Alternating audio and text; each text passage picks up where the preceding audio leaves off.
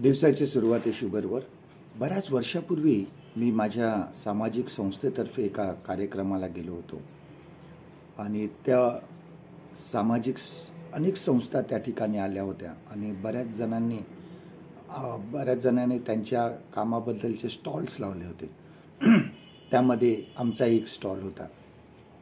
त्या स्टॉलवर मी उभा असताना एक परदेशी स्त्री त्या ठिकाणी येऊन उभी राहिली आणि मी तिला आमच्या संस्थेबद्दल संपूर्ण माहिती तिला सांगितली आणि तेवढ्यात कोणीतरी आलं आणि माझ्याबरोबर उभं राहिलं आणि मग आम्ही दोघंजण मिळून ती माहिती सांगू लागलो आणि मग तिला ती माहिती आमची काम जे आहे हे खूप आवडलं आणि शेवटी तिने हात पुढे केला आणि माझ्याबरोबर हात मिळवला आणि तिने माझी ओळख करून दिली अगोदर मी आणि नंतर तिने तिची ओळख करून दिली. तिने सांगितलं मी मिसेस ग्रॅहम स्टेन्स.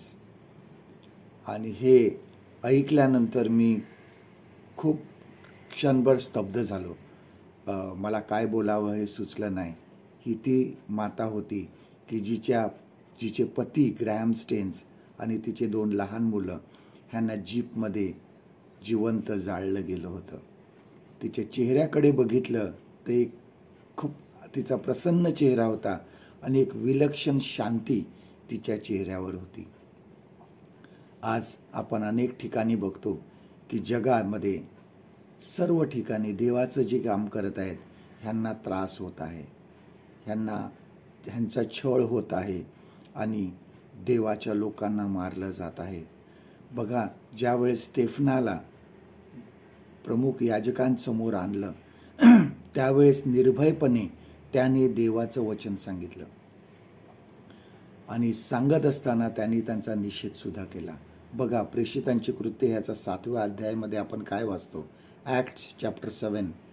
ह्यामध्ये वचन असं सांगतं की त्याचे भाषण ऐकणाऱ्यांच्या अंतःकरणास इतके झोंबले की ते त्याच्यावर दात ओठ खाऊ लागले. बघा, देवाचं वचन खूप सरळ आहे आणि मनाला लागणारं आहे.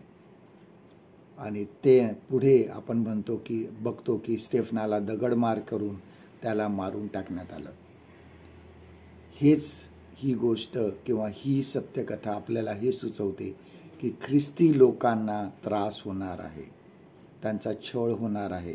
जर तुमचा शारीरिक छळ किंवा मानसिक छळ जरी होत असेल तरी अजिबात आश्चर्य मानू नका. आणि जर तो छळ आपल्याच लोकांकडून होत असेल तरी आश्चर्य मानू नका, कारण हे होणारच आहे.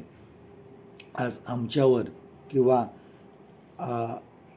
आमच्या चर्चवर सुद्धा असं काही हल्ला होत नाही किंवा इतर ठिकाणी होत असेल, परंतु तरीसुद्धा आम्हाला अशा लोकांची आठवण करायची आहे, अशा लोकांसाठी प्रार्थना करायची आहे जे देवाचे वचन खेडोपाडी जाऊन सांगतात आणि ज्यांना त्रास होतो, ज्यांचा छळ होतो, ज्यांच्या मागे लोक लागतात, अशा लोकांसाठी आज प्रत्येकाने प्रार्थना करा.